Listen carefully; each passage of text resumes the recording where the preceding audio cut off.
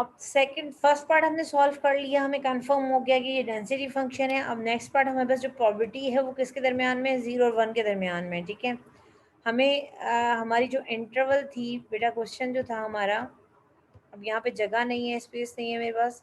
Question आपको याद होगा कि क्वेश्चन किसके दरमियान में था, -1 और 2 के दरमियान में था।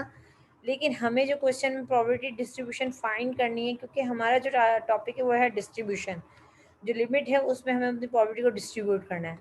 तो यहाँ पे हमें जो डिस्ट्रीब्यूशन करनी है प्रोबेबिलिटी की फाइंड करनी है, वो 0 और 1 के दरमियान में करनी है कि 0 और 1 के दरमियान में कितने परसेंट हमारे पास प्रोबेबिलिटी आ रही है।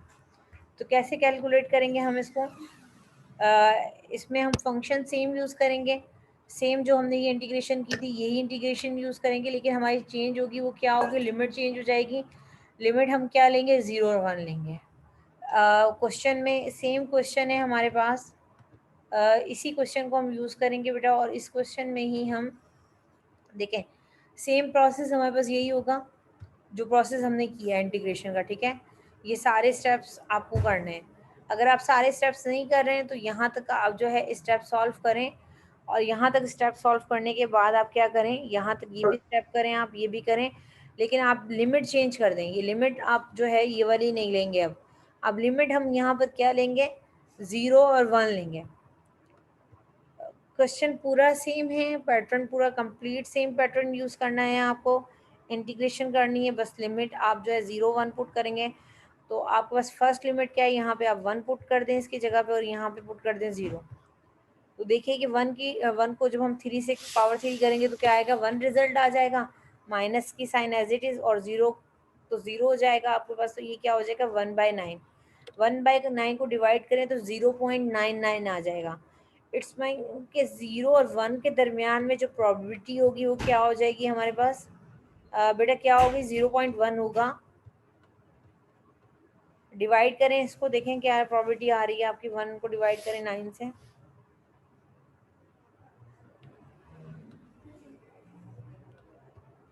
0.11 आ रही है। तो इट्स मीन कि हमारे पास जो प्रोबेबिलिटी होगी वो यहाँ पे कितने परसेंट होगी, 11% होगी। क्लियर है, कुछ पूछना है यहाँ तक, नहीं तो फिर आगे चले हम। फंक्शन ऑफ रैंडम वेरिएबल्स हम डिस्कस कर रहे हैं, लेकिन हमने जो पहले से डिस्कस किया था वो क्या किया था हमने, फंक्शन। लेकिन आज अब जो हमारा टॉपिक है वो है फंक्शंस, यानी कि एक से ज़्यादा हमारे पास फंक्शंस आ जाएं तो फिर हमें किस तरह से कैलकुलेशन करनी होगी। इससे पहले जो हम फंक्शन कर रहे थे वो क्या था, हमारे पास ओनली 1 फंक्शन था जिसकी हम प्रोबेबिलिटी को कैलकुलेट कर रहे थे। यहाँ पर हमारे पास मोर देन 1 फंक्शन होगा, तो फिर हम किस तरह से रैंडम वेरिएबल को कैलकुलेट करेंगे।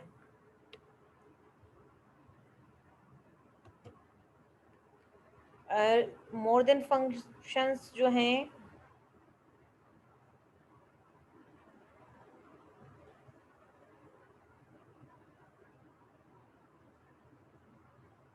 जॉइंट प्रोबेबिलिटी डिस्ट्रीब्यूशन कहते हैं। मोर देन हमारे पास अगर फंक्शंस होंगे, मोर देन रैंडम वेरिएबल होंगे, मोर देन 1 रैंडम वेरिएबल होंगे, हम जॉइंट प्रोबेबिलिटी डिस्ट्रीब्यूशन यूज़ करेंगे। और जॉइंट प्रोबेबिलिटी डिस्ट्रीब्यूशन में हम जो है फर्स्ट वेरिएबल को हम एक्स से डिनोट करेंगे, रैंडम वेरिएबल को। हमारे पास 2 रैंडम वेरिएबल होंगे, एक्स एंड वाई। ठीक है बेटा, और सेम कंडीशन होंगी कि ग्रेटर देन 0 होंगे दोनों फंक्शंस को। जब हम देखेंगे तो फंक्शन हमारा ग्रेटर देन 0 होना चाहिए एक्स और वाई पे। सम करेंगे हम फंक्शन का एक्स पे भी और वाई पे भी, रिजल्ट क्या आना चाहिए, 1।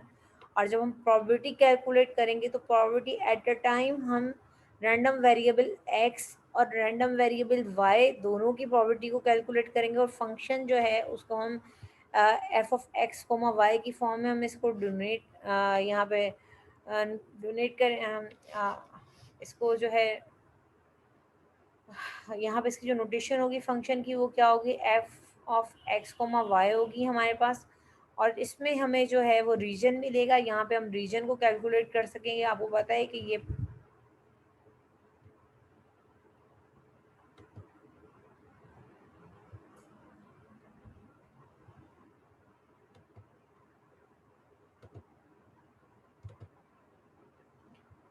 यहाँ पे हम रीजन इसका कैलकुलेट कर सकते हैं।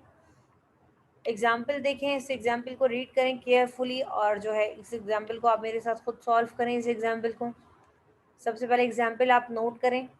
एग्जाम्पल को नोट करने के बाद आप मुझे इसमें से n बताएं कि n क्या है हमारे पास, रैंडम वेरिएबल हमारे पास क्या है और r हमारे पास क्या होगा। आप पहले इस एग्जाम्पल को अच्छी तरह, क्योंकि बहुत हम क्वेश्चन सॉल्व कर चुके हैं, तो अब आप मुझे खुद इसको सॉल्व करके बताएं कि इसमें n हमारे पास क्या है, r क्या है हमारे पास।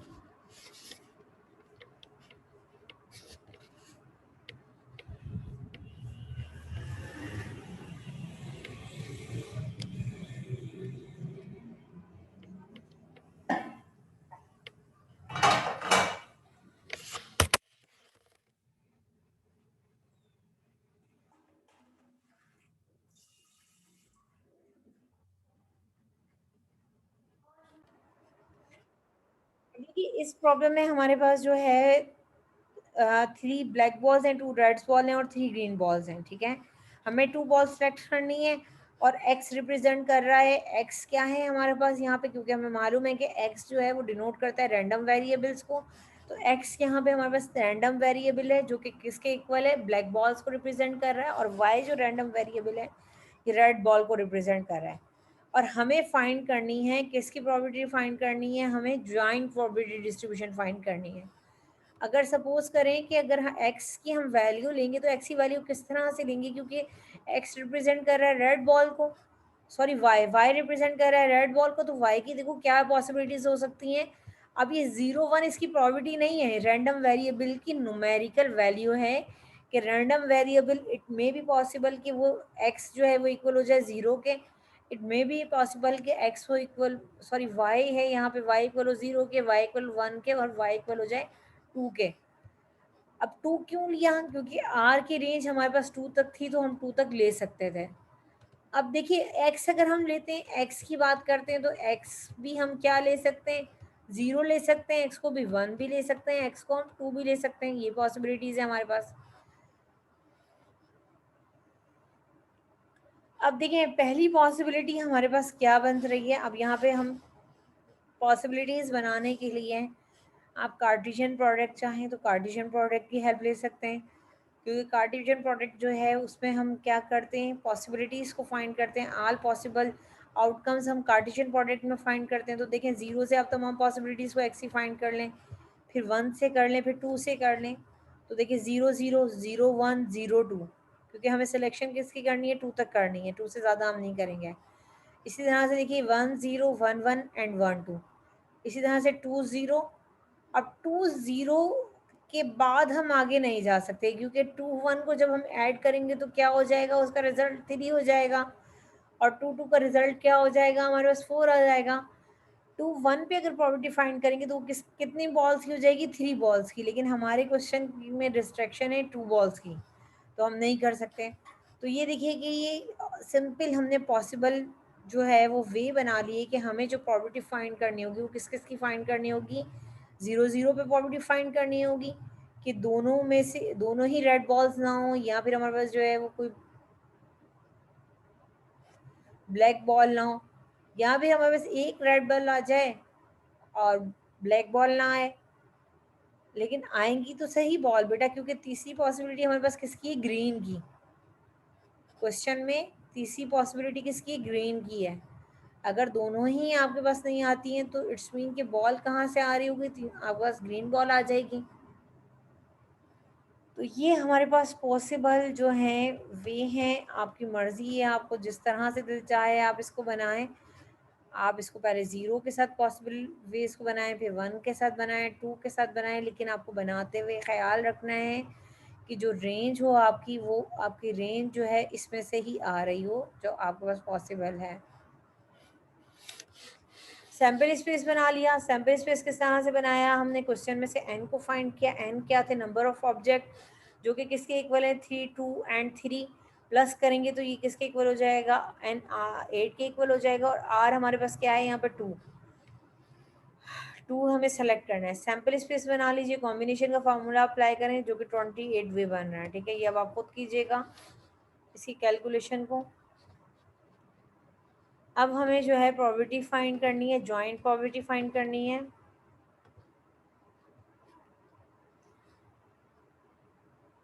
प्रॉपर्टी को हम किससे डिनोट करते हैं, F of X comma Y से डिनोट करते हैं, और F of X comma Y की जॉइंट प्रॉपर्टी की डिस्ट्रीब्यूशन में किसके इक्वल होगा, property of X equal to zero and Y equal to zero के, ठीक है। It's mean event X equal to zero, Y equal to zero की, इसका मतलब जो है कि कोई नीदर आपके पास कोई ब्लैक बॉल नहीं है और ना ही आपके पास जो है कोई रेड बॉल है, और दोनों बॉल्स जो आपको सिलेक्ट करनी है वो किस में से करनी है, ग्रीन बॉल में से करनी है।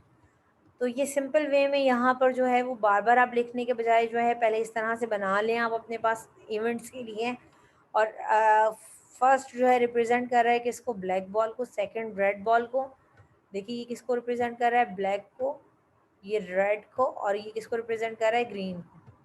अब ब्लैक बॉल भी कोई नहीं है आपके पास, रेड बॉल भी नहीं है, तो इट्स मीन फ्रैक्शन तो आपने करनी है दो बॉल्स की, तो दो बॉल्स क्या हो सकती हैं, ग्रीन हो सकती हैं। कॉम्बिनेशन का फार्मूला लगाएं और इसको सिंप्लीफाई कर लें। लास्ट क्लास में मैंने बताया था कि कॉम्बिनेशन एन एंड ज़ीरो जो होता है, कोई भी सिलेक्शन नहीं करनी हो तो किसके इक्वल होता है, वन के। एन एंड एन जो होता है वो भी किसके इक्वल होता है आपके पास, वन के इक्वल होता है। तो आप इसको देख लीजिएगा, ये फार्मूला यहाँ पे यूज़ कर लें, आप इसको फार्मूले को यूज़ करें आप।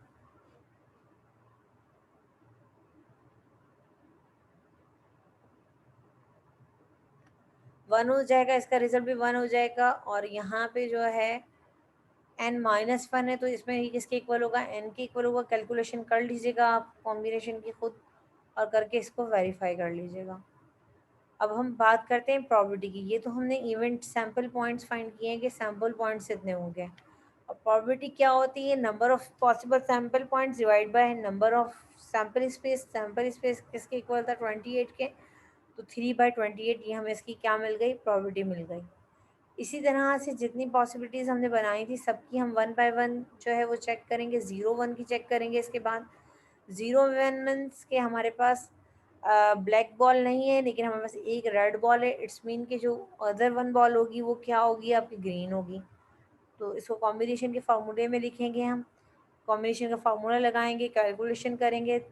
3 0 का रिजल्ट क्या होगा, वन, और 2 1 पे जो रिजल्ट आएगा 2, और इसका क्या आएगा 3, और 2 3 6, ये हमें फार्मूला मिल गया। इसी तरह से देखिए कि ये चीज़ जो है हमें कहाँ तक करनी है, 1 0 पे भी कैलकुलेट करनी है, 1 1 पे कैलकुलेट करनी है, 0 2 पे एंड 2 0 पे। ये सब कैलकुलेशंस हम कैलकुलेट करेंगे। ये आपको होमवर्क है, आपको खुद करनी है ये प्रॉब्लम, और कीजिएगा, कोशिश कीजिएगा इसको सॉल्व करने की। 1 1 पे सॉल्व हुई हुई है, 1 1 पे देखिए किस तरह से सॉल्व हुई हुई है। एक्स भी वन है, वाई भी वन है। जब एक्स वन होगा, वाई वन होगा, तो टोटल नंबर ऑफ बॉल्स क्या होंगी, 2 हो जाएंगी। तो ग्रीन बॉल्स क्या होंगी, हमारे पास 0 होंगी। तो देखिए ये 3 में से 1 सेलेक्ट कर लिया हमने, 2 में से 1। 3 किसको रिप्रेजेंट कर रहा है, ब्लैक बॉल को, ब्लैक में से 1 हमने सेलेक्ट कर लिया। रेड में से हमने 1 को सेलेक्ट कर लिया, और 3 में से हम जो ग्रीन में से हमने कोई भी बॉल सेलेक्ट नहीं करेंगे क्योंकि हमें 2 बॉल सेलेक्ट करनी थी।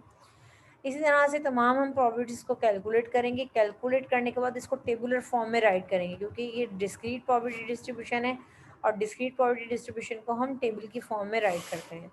ये जर्नल फॉर्म आ गई हमारे पास प्रॉपर्टी डिस्ट्रीब्यूशन की। पी डी जो है ये किसको रिप्रेजेंट कर रहा है, प्रॉपर्टी डिस्ट्रीब्यूशन को, आर वी रैंडम वेरिएबल्स को। एब्रीविएशन है ये रैंडम वेरिएबल की, आर वी, और पी डी प्रॉपर्टी डिस्ट्रीब्यूशन की है। अब यहाँ पर जो है ये एक जर्नल फॉर्म बना दी गई है, आप बनाना चाहें तो उसको बना लीजिएगा, नहीं बनाना चाह रहे तो आप डायरेक्ट इस वे में सॉल्व कर लीजिएगा, ठीक है बेटा।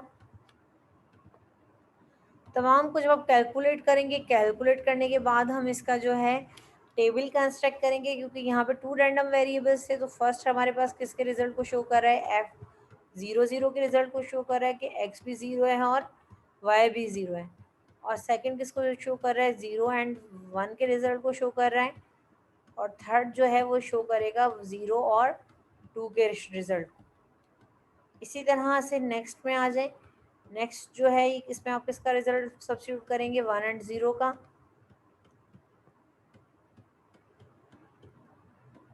1 एंड 1 का। अब यहाँ देखिए 1 एंड 2, 1 और 2 हम सॉल्व नहीं कर सकते हैं क्योंकि यहाँ पे balls, total number of balls क्या हो जाएंगी, 3। तो आप कैलकुलेट करें या ना करें लेकिन इसका रिजल्ट क्या होगा, 0 होगा क्योंकि ये इवेंट हमारे पास है ही नहीं। तो जो इंश्योर इवेंट होता है उसकी प्रॉपर्टी क्या होती है, हमारे पास 0 होती है। इसी तरह से देखिए कि ये नेक्स्ट जो रो होगी किसको रिप्रेजेंट करेगी, 3 एंड 0 को। और आप इसको जो है यहाँ पर सेव कर लें। इसके बाद जो है फिर क्या हो जाएगा, 2 एंड 1, ये भी श्योर इवेंट नहीं है हमारे पास, अनश्योर इवेंट है, यानी कि 0 होगी इसकी प्रोबेबिलिटी। और यहाँ पर लास्ट में 2 2, और ये भी हमारे पास 4 हो जाएगा, जो कि इवेंट हमारा लाइन नहीं कर रहा है हमारी प्रॉब्लम में। अगर हमारे पास होती कि 3 बॉल्स हमें सेलेक्ट करनी होती तो फिर आप इसको भी कैलकुलेट करते और इसको भी कैलकुलेट करते, लेकिन अभी हमें बॉल्स कितनी सेलेक्ट करनी थी, 2 बॉल्स। यहाँ पे हमने प्रोबेबिलिटी कैलकुलेट कर ली, कैलकुलेट करने के बाद आप इसका सम कैलकुलेट करेंगे और यहाँ से इसका सम भी कैलकुलेट करेंगे। ठीक है बेटा, आज की क्लास में यहीं पे एंड कर रही हूँ, और इसको सॉल्व कीजिएगा, फिर इसी से रिलेटेड हम जो है फर्दर जो है वो डिस्कस करेंगे हम लोग। कोई क्वेश्चन है, कुछ पूछना है तो आप लोग पूछ सकते हैं।